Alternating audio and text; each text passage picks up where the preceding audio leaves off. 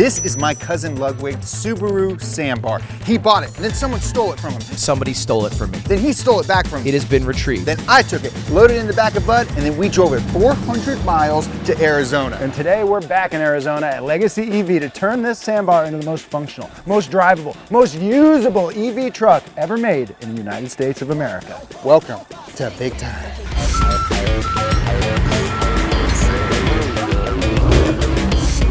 Oh yeah.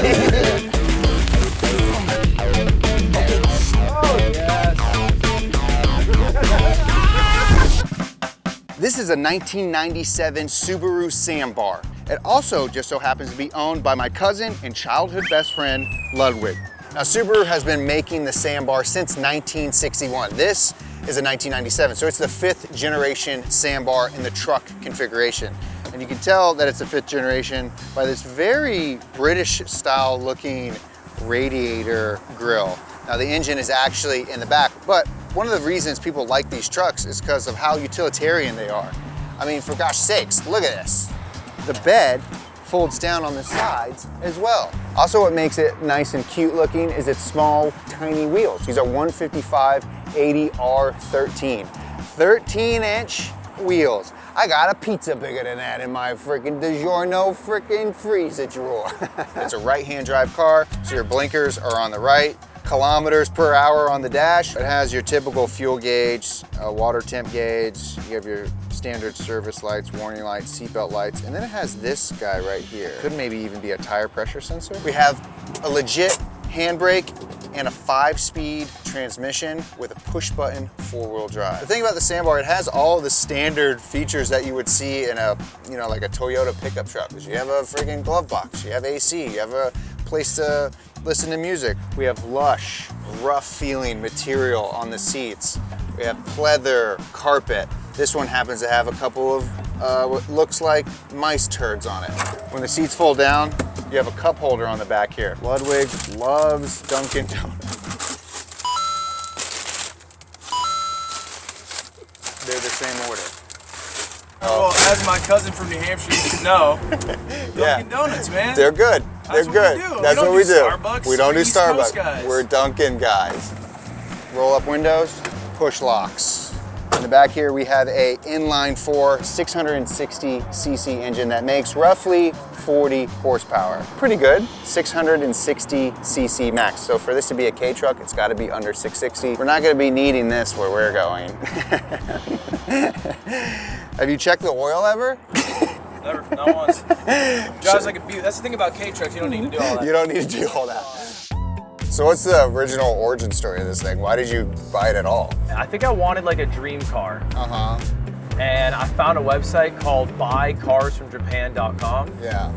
And then I would just scroll through like almost every day. Right. Until I eventually settled on the idea of getting a K truck. This is your dream car? Yeah. Really? Well, like from a look standpoint, pretty much. Yeah. I mean, they look sick. K trucks have gotten incredibly popular within the last like 5-6 years. One, because they look super unique, no one has them. Yeah. And they're like pretty practical. I think a lot of streamers that I knew, because they all, got a lot of money during COVID, left COVID buying some supercar. Right. And I rented a supercar and I hated it. Yeah. I hated driving it. I hate the looks I got. And it's if you scratch this or I see your mirror fell off at some point. Yeah. That you're not so hurt about it. No, I like the ability to drive or, tap something a little bit and not stress about it. Now, this thing got taken from you. Someone took it from your beautiful Ludwig hands. There's a huge rainstorm and shut out all our power. There's a guy who was stuck inside of our warehouse. And so someone came, opened the gate for him, left it open. That same night, it's the only night we left it open. In the rainstorm, some dude walked up, I guess tried all the door handles, found the K truck, found the keys, and drove it. And took off with it. No way. And so I just get a call from Yingo, and it's like, hey man, bad news. This is like within 2 months or 3 months of owning it. Yeah, it's a very short amount of time. Oh, brutal. So I just made a video about it. Right. And then Unbeknownst to me, like a small task force formed, and they would just like tell me where it was at all times. The sleuths came out and found it. Just like legitimately geolocated. It got spotted, and eventually someone found it, called the cops, stayed with it, and then the guy ran from the scene because like he knows, you know, he's not gonna stick around for the cops. So what's the ultimate goal with this thing? My biggest problem with this car right now, it's a bit weak in power, which I don't mind, but I can already smell it. It leaves a patina. All right. It leaves a little smell from. It leaves a little smell. Right. And my girlfriend hates it. So she doesn't. And if your girlfriend doesn't like riding in your dream car, then you got to make some changes. Yeah. Right? It's like that's half the battle. Right. You don't want the smell. You want to be able to locally commute. Yeah. Right. I think the idea is to EV swap this thing. Yeah. Never before done. I don't think so. I don't think so. And you're tasking the BigTime crew to do that. So we're gonna make that happen. We're gonna EV swap this bad boy. So one, you're happy, your girlfriend's happy, everyone's happy, and maybe we'll put a security system in it too, just in the... Next time you see it, it's gonna be ripping. I'm excited. Your girlfriend's gonna love you. That's the dream. If my girlfriend loves it, then I can drive it everywhere, every day. Hell yeah. All right. Let's get it loaded up. Yeah, okay, how are we doing that? Well, we have this thing, it's called a crane. We're craning a car into the back of the big rig. This is insane. What are we doing, man? Signing away my all responsibility. It's all in my hands now, although it's in Dave's hands.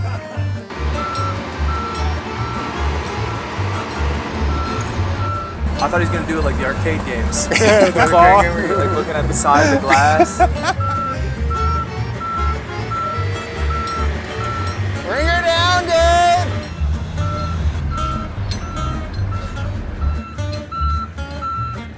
Oh yeah! And with that, we have loaded our first bit of cargo for the big rig. So let's get on the road and get the heck on out of here. Ah, hello world. What do I feel like doing today? How about I destroy your car's interior with my UV? Not today, Mr. Sunshine. You and your UV rays are no match for me and my 303 car care products. Oh, you got 303 car care? Oh, you can protect your dash, but I bet you can't protect the rest of your car's interior. Yes, I can, because it's good for all of my car's vinyls, rubbers, and plastics. I can use it on cloth, vinyl, rubber, and even leather. So eat that, Mr. Sun. Oh, well, you know what? I don't even care about your car, because I'm gonna gobble up every single other car that's not using 303. Yeah, and what's more, I can also clean the stains out of my car with 303's interior cleaner. What do you think of that? You think you're so smart, don't you? Well, guess what? I'm going back to bed. Not only does 303 Car Care have products to help you defeat the sun's harmful UV rays, but they've got all sorts of products to help you keep your car nice and shiny. From the bucket to the soap to the foam cannon itself. So if you guys want your car to look as clean as mine, hit the link in the description below and get you some 303 Car Care products. Thank you guys for supporting the companies that support BigTime.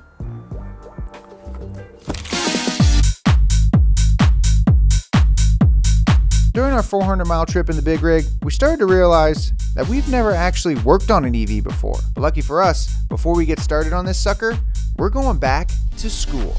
EV school. But before we can dive into the lab portion of this course and get our fingers dielectric greasy, we need to start in the classroom with some basic electrical engineering principles. Starting with Ohm's Law. V equals IR. Nailed it, that's all we need to know. Next, with EVs, you're working with a different set of components. It's a different language almost, so you have to know what they are, how they work, and how they fit into the picture of a complete EV system. And whether it's an electric golf cart or Tesla, they all share these same components. Starting with the battery, and that's what's providing all the juice to power your EV. And there are small battery packs, large battery packs with varying voltages and corresponding amps, but regardless, these are DC batteries, and that's important to remember. Next, you have the motor, which is sucking up all that battery juice, and these are AC motors. So between the AC motor and the DC battery, you have what's called the controller or inverter. It takes DC current and converts it into AC current. And and that motor just gobbles up all that AC current. There's also a DC to DC converter, and that converts the high voltage DC current from the battery to 12 volts DC for all your auxiliary systems. That's your lights, your wipers, any accessory that runs on 12 volts. This converter is what's making that happen. Finally, you have your onboard charger, which takes AC power from the grid and rectifies it to DC to charge the vehicle's battery. And there's some other things like your ground fault monitor, your high voltage battery disconnect, and the contactor box. Think of this as like a circuit panel in your house, a box full of electromechanical switches that control the flow of electricity. And in essence, that's what this course is great for. Learning what all these components are called, how they work, and how they all talk to each other. And with that, we can start touching stuff. But first, learning how to touch this stuff so we don't die. I am Bailey Soto. I'm a curriculum specialist here with LegacyEV, and this week I serve as one of the instructors of our EV Fundamentals program. What's kind of like the program over a course of 5 days? Yeah, 5 full days. You're gonna do electrical theory, high voltage safety, battery configuration, wiring an electric vehicle, and then you are going to commission an electric vehicle motor.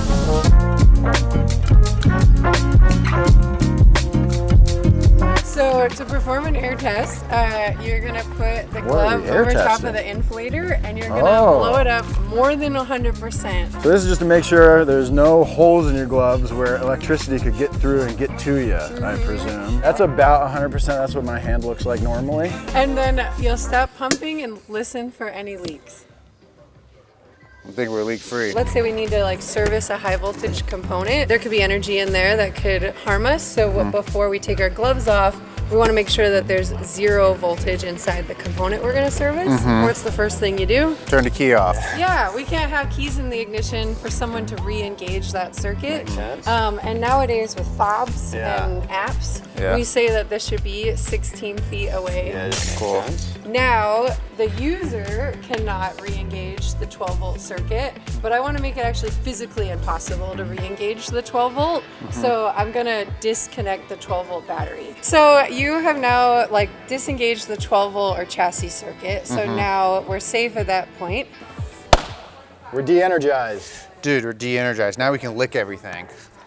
Finally. Dude, it's safe to take these off. Very nice. I apologize to the next person putting these on. Hopefully it's a little bit of time before they do that. Luckily they'll blow them out to test them. That's you know? right, yeah.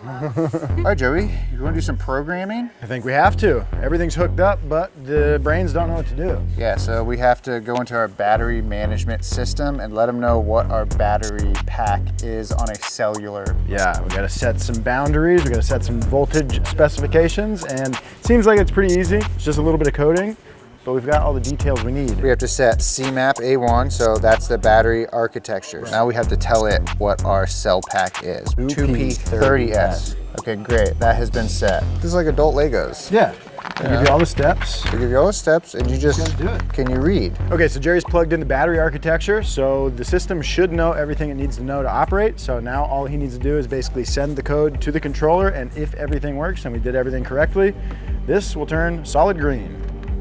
You ready? I'm so ready. Okay, here we go. Big reveal. Give me some skin. Yeah. You know, like when you install like a turbo and you're like, oh yeah, that's sick. Well, you do a lot of coding for a light to turn green, but at least that light turned green. So now that our battery is set up, now we can send power to our motor. Get this thing spinning. Let's go get it spinning. Next. What's the word commission mean? I don't know what that means. Yeah, it's not like the sales commission that you're gonna get. It's actually calibrating the motor encoder of a 3-phase AC motor. So the first time you're firing up a build, you would wanna do this commission with the wheels off the ground in your shop before you do your first road test. For the first commission, this all has to happen within 60 seconds or less. So I'm gonna prep you for what you're gonna do and then you're gonna have to do it. Okay. Plug in the 12 volt watchdog, then you're gonna turn on high voltage using this battery disconnector, and then you can do the ignition, and then that will fire up the laptop. And when you're in the laptop, you're gonna have to go to the configure tab, the motor and controller setting, spin sensor, commission the sensor, and then it's gonna be like, are you sure you wanna do that? And you have to press yes. all of that has to happen in a minute or less. Okay, why is that? Is that just to test people here to be like, hey, you can't be slowpokes? Yeah, I suppose so. I think you'd have to ask the manufacturer on that one. All right, Net Gain Motors. Yeah, call them up. Game on, motherfuckers. Okay, ready, go. Plug that in. Dog watch connected.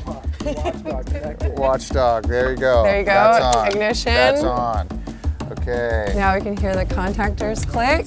There you go. Okay. Configure commission sensor. Ready? Boom. And it's like, are you And sure? then hit yes. Instant torque. And since this is the first commission, you haven't actually programmed any settings of the pedals, so they're stock right now. So you notice it's coasting, there's no regen happening. right. You know, it sounds like the brakes need to be bled, like it takes a long time for you to get any pressure there. Yeah. But all of that can be configured then in the software. All right, we've commissioned a motor. Now what? Yeah, what's the next thing we're doing? I don't know, they said the next test bench is out here. Whoa. So this is our next test bench, a rolling test bench at that, 19 or 20 feet long, and it's electric. So we commissioned the motor on the bench and did some of the coding. Now we're gonna take it one step further in a running and driving car. That'll also be a good way for us to determine, hey, what is our range at full throttle for X amount of time, you know, if you're just chilling for a bit. So we'll get some good data. Dang, this thing's cool. This thing is so cool, so quiet. Now, Rob, what's your position at Legacy? CEO and founder of LegacyEV. My background is industrial automation and electrical systems integration, and I grew up as a kid. My grandfather's gas station, full auto repair shop. Drove a Tesla P100D in 2018, and that was the first time that I connected my electrical knowledge to my automotive passions. And the K-Truck's been great. It's a fun project. You know when you think something's gonna work, and then it does or it doesn't? It felt like just everything we wanted to try worked. So everyone's freaked out about jinxing it now. They're like, Now the next things we need to do are, from the motor tab still, document the RPMs of the motor at the following speeds, 10, 25, and 40. So let's hold at 40 if we're you can. 40 right now. Okay, that's at 3,000 RPM. So now we need to do a full pedal acceleration. Let's see what we get. Okay, here we go. Ready? We're Okay, at 0. Yeah, yep.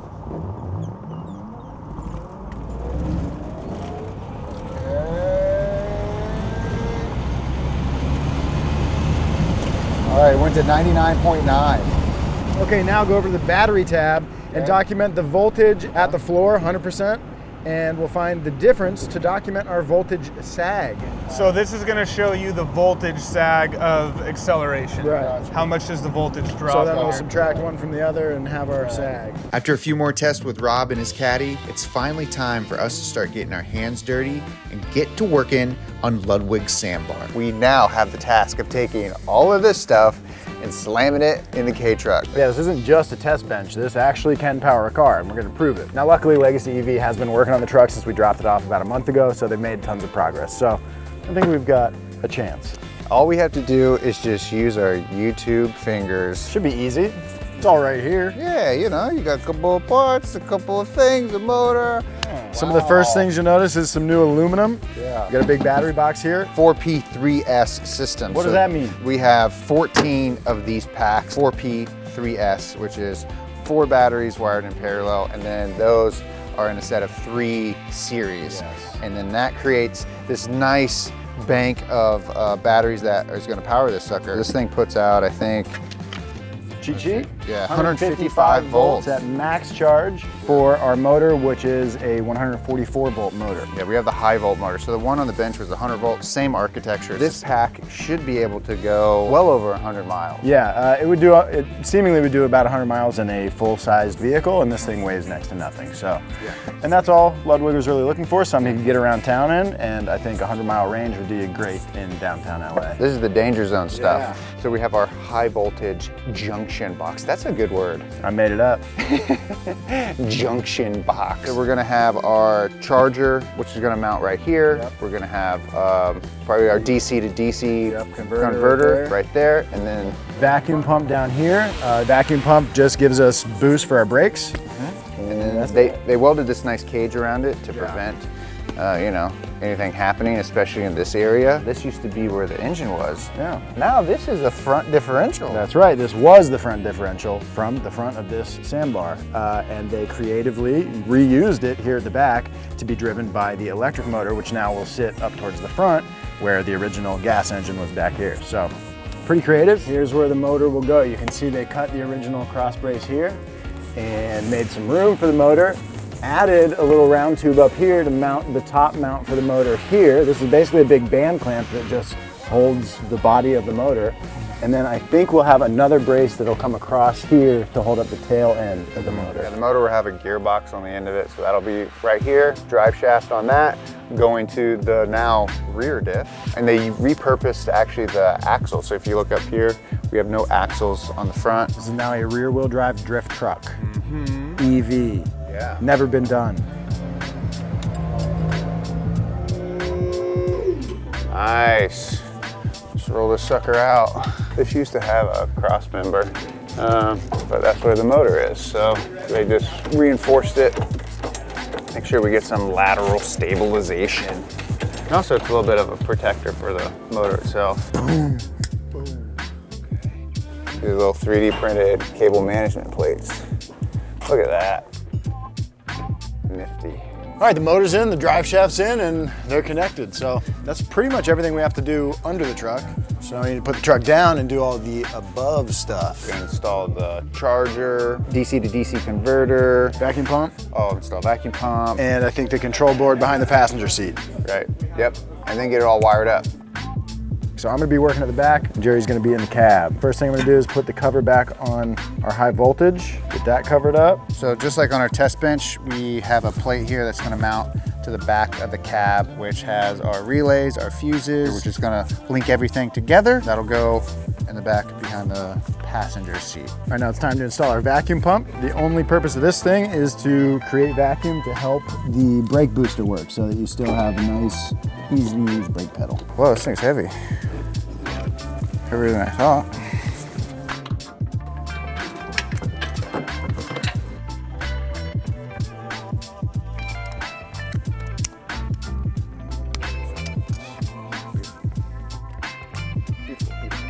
Components installed. That's right. This thing is pretty much an EV truck.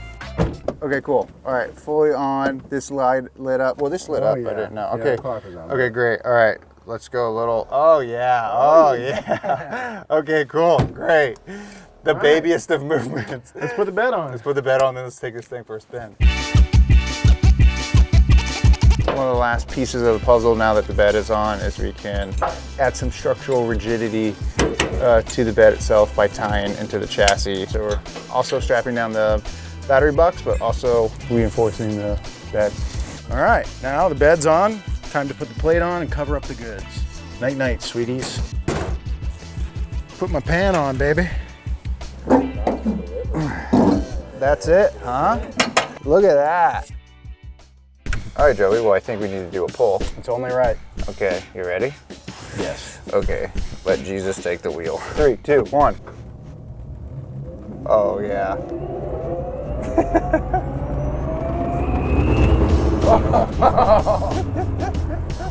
Yeah, all right. All right, it's pretty good. That is just a hair faster than it needs to be, which I think is perfect. Yeah, this thing's perfect. Yeah, this thing's awesome, dude. He's gonna absolutely love this thing. How could you not? Giving us some smiles? Yeah. Gonna give him some smiles. Factory gauges. Yeah, that is very cool. The speedo works, Speedo works. but the fuel gauge, Is the battery level. that's so cool. Really, the inside of this has been just absolutely factory looking. Yeah, the only visible difference is the gear selector. A little gear selector. I think he's gonna be happy. This is gonna be a great little errand runner, go-getter. Yeah.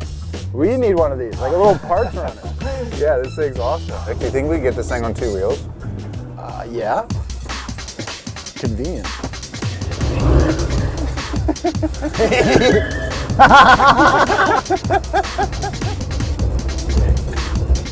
Come on, dude. Get her the main. Wait, that's copyright infringement. All right, that's not what it's for, but it's pretty good at what it is for. So before we break it, we should get this thing back to Los Angeles. Yeah, we're gonna go test it, see if it does real truck stuff, and then give it back to Ludwig. Unless we decide to maybe keep it. We're gonna steal Ludwig's car. All right, the Sambar is back here in beautiful Los Angeles. Now, we're gonna go drive it to Ludwig's. But before we take it to Ludwig, you know, he's gonna use this as a daily driver. So we figured we might as well test it before we drop it off. So we're gonna drive it from the west side of LA to the east side. And along the way, we're gonna do some truck stuff. Shall we? Let's do it. In true truck fashion, this is a truck. And while it may be small, it sure is mighty. These things are super useful. For the sake of what Lud's gonna be doing, this is a perfect test. Yeah, exactly. Stop and go traffic. Go traffic, city streets. Yeah, this is gonna be like his errand runner. Yeah. And it's perfect for that. Okay, but I'm all about top speed. Let's see how fast we can get this thing going.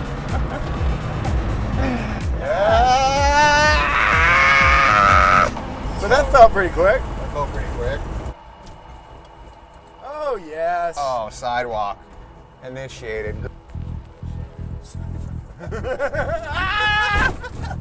This was filmed on closed roads. Downtown. Beautiful downtown Los Angeles. I think you can fit a lot of stuff in this, and I think it's a good truck, especially for LA. Well, you know what I need? What? A mattress. All right, timber. Okay, fridge, check. This is how we normally sleep. There's no way this is gonna fit. I mean, how else are you? Yeah. All right, well, it turns out the tiny truck can do truck stuff pretty well. We got a big load in the back. Yeah, we got a fridge, we got a mattress, we got some Legos in here. And we got room for more. Yeah, so we're gonna drop this stuff off, and then we gotta go pick up an extra item for Ludwig as a gift and deliver him this truck. That's right. Let's do it. Later. Bye, Costco.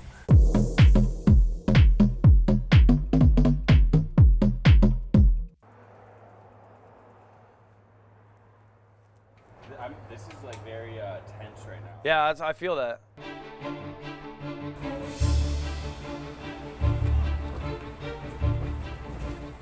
Oh! Look at her. Oh my God. Okay. Look at this puppy. She's back. She's She's back. back. And she works. I didn't even hear you coming. Yeah, well, you know, we thought about modifying it. I thought, well, it's pretty funny if it's just exactly the same, but now it's just EV. Uses your same key as before. Look at this. Bam. You just turn it all the way to the right. Lights will turn on. Your fuel gauge is your battery gauge. Yeah. Yeah. That's And then you just have one single dial right down there. all right.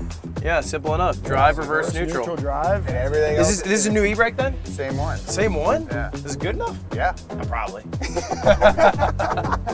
Everything else is the same. Wait, what is this? Check that out. An automotive icon, It's on EV the builder's cover guide. of a magazine. Is this a real magazine? Yeah. So you guys got on the front cover of a magazine? Is this your first magazine? Tiny truck, yeah. You got a centerfold, bro. Look at that. You look great. How the f did that happen? Come around here. Look at that. And then you have that's a standard plug. So Yeah, I don't know anything about an EV is what I recognize. pull up now. to any EV station. If you go to Tesla, there's like a little converter. We have one here actually. Yeah. Everyone bums it. Speaking of EVs, we figured we'd also bring you a second EV. Yeah, okay, I noticed this. Yeah. What is this? With all your motorcycle trips, we thought, well, you know what? We could give you a motorcycle gift. So this is a Burrow Max, but it's got a special BigTime livery on it. It's an EV bike. This is for me? It's for you. Actually? Yeah. Hey. Thank you. You're welcome. You want to take it for a little ride? Yeah, let's ride in this thing. Let's kill ourselves today, man. Let's die in this. I'll stay here. Oh, one more thing we made a special t-shirt for you. I can't believe you made it so fast. Yeah, dude, we me did throw it on. You want to throw it on? Yeah, please. There you go, sick. All right, let's ride. All right, let's do it. So we did test this out. Uh-huh. They tested it in Arizona for about a week, and then we did some testing here. We did a lot of truck stuff. So if you're wondering, can this thing fit a king-size mattress in the back? Yes, it can. That's important because I had to drive a king-size mattress the other day. What else? It drives on the sidewalk very nicely. When did that come up? Like here, I can just pop up? Yes, I popped up on that sidewalk if you need to like cut through. This is like the perfect type of car for an EV swap. You're not like upsetting any car guys, you know? You're not like, oh, I'm taking this glorious engine out. You're just like, nah, dude. Yeah, there's no respect for the engine that existed before. Right. Outside of the fact that it had to be lower than 660 Right. to fall within like Japanese regulations. Right. It's actually way smoother. Yeah. I don't know how that Well, because all that weight in the back is kind of like now evenly distributed with the battery. So what do you think? What's your initial impression? Yingo vastly over-exaggerated how scary it was gonna be. Well, it's tuned down right now. So we can tune it up. We can put it in like crazy mode and have it be like pretty nuts. Yeah, I want to punch it somewhere. Yeah. Buzz the tower, dude. Give it the juice. 60, 70, 70, 80, 80, 90. 90. Oh, close. 100. It does still drive fear into your heart when you go fast. Well, yeah, because there's nothing here protecting us. Yeah. You think the airbags work in this car? No, there is no airbags. What? You have no airbags. What do you mean I have no airbags? You have no airbags, bro. I think my big change is gonna paint it. Oh yeah? Yeah. Okay. I think I want it fire truck red. Fire truck red. I think so. I yeah. love that. I've been missing this car, so I've been running to work. It's like 5 miles. I've just been Are you a runner? No. No. Well, Ludwig, I hope you like your K truck. I mean, so sincerely, I cherish this. Thank you. This is just to be clear, my daily driver. Well, thank you guys for watching this and everything else. Check out Ludwig. He's got a little channel of his own. Are you selling this? I think so. Yeah, I think we're Buy this. Buy this with your money if you have it legally. Yeah, we're not going to do a ton of these, so go to BigTime.com. Follow us, like, subscribe. Thank you so much. Love you, bud. Love you. See you later, cuz. See you later, cuz. Hey guys, before we go, we wanted to let you know about a little get together we're having. Next Saturday, May 17th, we're going to be at the Lighthouse in Venice Beach, California from 11 to 5. We got a bunch of new merch that we're dropping. It's the first time we're doing like a collection drop, a pop-up. That's right. So we're going to have a little pop-up. We're going to bring the big rig. We're going to bring the S14, and we're going to bring the vibes. So be there or be square. May 17th, 11 to 5, Lighthouse, Venice Beach, California. Chewy will be there.